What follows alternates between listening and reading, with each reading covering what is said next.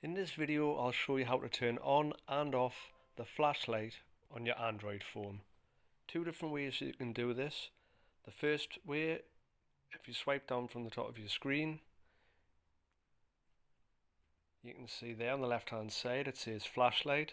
Simply press that, it'll go green, and if you check your flashlight it'll be on. To turn it back off, simply toggle it off and it'll go back off.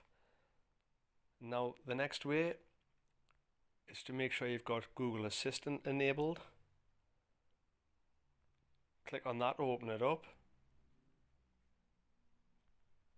Once it loads, you simply want to make sure the microphone's enabled, like so, and then you ask the question,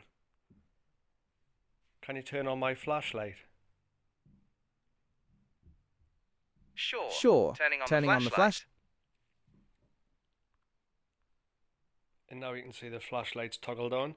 To turn it back off, you can simply toggle it off, or you can ask it to be turned off. Can you turn off the flashlight?